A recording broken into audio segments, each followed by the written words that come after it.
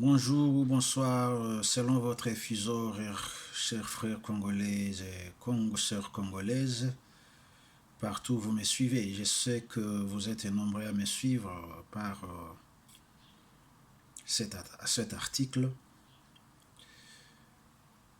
On a beaucoup à dire ces derniers temps compte tenu de ce qui se passe à l'est de notre pays et plus précisément dans la région du Nord Kivu. Une énième incursion de l'armée patriotique rwandaise de Paul Kagame.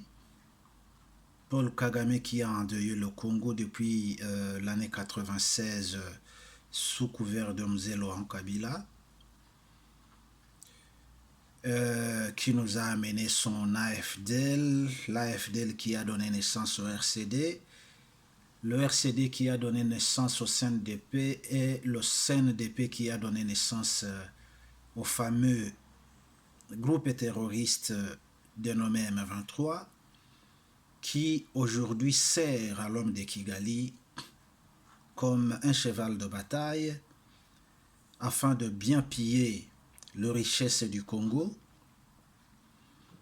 Écoutez que depuis ces années-là 96 à nos jours, le Congo a perdu plus de 10 millions de ses fils et filles. Et c'est là, en présence du contingent des casques bleus de la MONUSCO ou bien des Nations Unies, au vu et au su de la communauté internationale, et le drame congolais, cette tragédie qui n'a pas de nom, est la pire qui ait existé sur la planète depuis la fin de la Seconde Guerre mondiale. Je ne vais pas vous parler de beaucoup de choses ou bien vous narrer une très longue histoire parce que vous en connaissez plus que moi, mais je m'indigne ce soir de parler encore une fois de cette arrogance à plus forte dose qui a toujours caractérisé M. Paul Kagame quand il vient au Congo endeuiller notre pays, piller nos matières premières et nos richesses. Il s'est toujours servi de ce Congolais-là de mauvaises intentions. Il s'est toujours servi de ces Congolais assoiffés de pouvoir, mais aussi de ces Congolais qui n'ont aucun sens de patriotisme. C'est ainsi qu'il s'est servi, comme il s'est servi de l'AFDL par Laurent Kabila, il s'est servi aussi du RCD par l'aval de nombreuses personnalités bien sûr congolaises.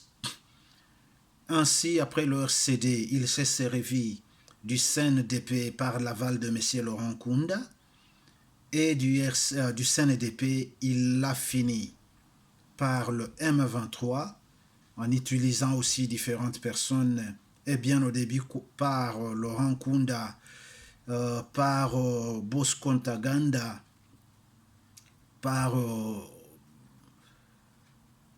Makenga. Eh bien aujourd'hui, ces gens en débandade depuis 2013, ces groupes s'est scindé en deux, stratégiquement bien sûr, dont l'un s'était réfugié, soit disons réfugié, entre guillemets en Ouganda, alors que l'autre s'était dirigé à Kigali. Cette stratégie consistait à faire que si jamais un de ces groupes serait éliminé, que l'autre survive pour un autre agenda ultérieur qui ne portait pas encore son nom. Et voilà, tel en a été le cas. J'arrive à me demander toujours, ce groupe éminent de Sultani Makenga aujourd'hui, qui pour une énième fois est utilisé par Paul Kagame, qui se disaient être réfugiés en Ouganda. Nous ne savons toujours pas, la communauté internationale en sait bien plus, comment ces gens ont évadé les camps de réfugiés en Ouganda pour venir encore une fois se situer au nord Kivu et aujourd'hui dans des offensives de grande envergure. Mais écoutez que tout le monde a suivi ce scénario qui s'est passé d'ici 2 ou 3 semaines dans la guerre qui a opposé ce groupe terroriste à notre armée loyaliste. Il a été capturé des soldats rwandais avec du matériel bien sûr reconnu comme venu, n'est-ce pas, de l'armée patriotique rwandaise. Et maintenant, pour ne pas beaucoup dire, chers frères congolais et congolaises,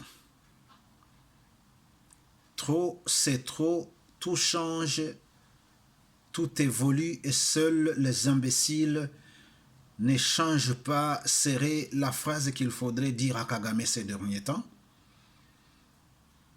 Le temps est révolu. Ces FARDC-là que tu as connus depuis la première invasion que tu as perpétrée sur le sol congolais par Laurent Désiré Kabila, que tu as continué avec tous les groupes susmentionnés jusqu'à présent avec le M23, ce ne sont plus ces FARDC-là. Ce ne sont plus ces FARDC-là. La population congolaise, le peuple congolais que tu as connu ces temps-là n'est plus ces peuples-là. On en a marre.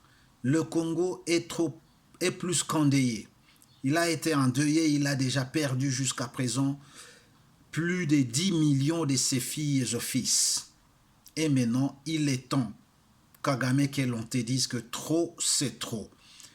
Tu as voulu montrer à la face du monde que tu es dans une coopération bilatérale avec Fachi, diplomatiquement je veux bien dire, mais il est temps que cette diplomatie déguisée, comment le dire, cette hypocrisie déguisée en une diplomatie improductive soit désormais placée ou bien classée dans la rubrique des chiens écrasés. On doit l'oublier parfaitement. Elle n'a jamais existé. Et te rappeler que ces FARDC que tu as, n'est-ce pas, toujours dédaigné, sous-estimé, risque désormais de marcher sur Kigali. Car le temps est révolu. Surtout, tu sais bien que ton armée est désormais divisée. Tu as désormais beaucoup d'ennemis que tu en as eu dans les temps passés, dans ton régime à Kigali, ton régime dictatorial. Tu as joué un rôle beaucoup plus négatif, un rôle très négatif dans la région, avec tes voisins, avec l'Ouganda, avec le Burundi, avec le Congo, même avec la Tanzanie à l'époque de Jakaya Kikwete. Eh bien, ne pensez pas que tout cela va se passer inaperçu. Et même après ta mort, ceci aurait toujours, n'est-ce pas, une répercussion négative, un impact négatif sur le Rwanda, bien que beaucoup de Rwandais ne te soutiennent.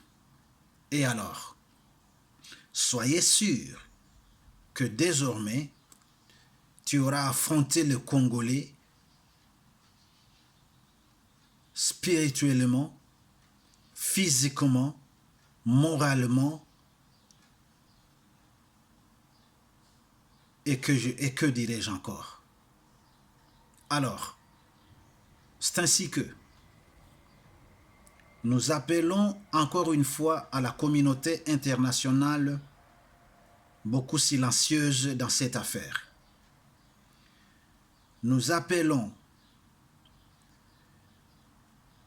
aux Nations Unies nous appelons, bien nous rappelons encore une fois, le Conseil de sécurité des Nations Unies, l'Union africaine et les États membres de la communauté de pays de l'Est de l'Afrique à parler avec Kagame et à lui placer à la place qu'il faut. Donner la paix aux Congolais désormais, laisser les Congolais jouir de la paix, la richesse, les matières premières, que Dieu a donné au Congo ne devait pas servir à endeuiller les Congos plutôt qu'à les enrichir et leur faire une vie, n'est-ce pas, digne. Il y a une façon de profiter de toutes ces richesses que Dieu a données au Congo, mais une façon gagnant-gagnant, une façon pacifique et surtout dans le respect total de nos États respectifs. Le Congolais n'a rien à faire avec le Rwandais car nous sommes appelés à cohabiter, à vivre ensemble jusqu'à la fin du monde, mais cependant le FPR de Kagame et Kagame lui-même passeront. C'est pourquoi nous appelons, n'est-ce pas, à tous les Rwandais de bonne foi de ne pas porter main forte à Kagame, car après tout les conséquences reviendront sur vos têtes, même après le départ de Kagame et sa junte. Nous allons demander au gouvernement de Fachi de mettre fin à cette collaboration qui ne porte que deux épées à égorger le Congo, avec cette collaboration fantaisiste entre le Congo et le Rwanda, entre Kagame et Fachi, et ainsi d'expulser sur le sol congolais monsieur Vincent Karega, dont le sabotage, dont l'arrogance à plus forte dose est manifestée par ce dernier, n'existe dans aucune diplomatie, n'a jamais existé, n'existera jamais, et tout ce qu'il fait ne peut se faire que sur la terre congolaise. Congolaises et Congolais, réveillez-vous comme une seule personne afin de mettre fin à cette barbarie de Kagame et son FPR. Eh bien, que vive le Congo, que vivent les FRDC, et plus jamais l'arrogance de Kagame sur les têtes de nos frères et sœurs qu'il a déjà égorgés à millions depuis 1996. Merci, à plus tard.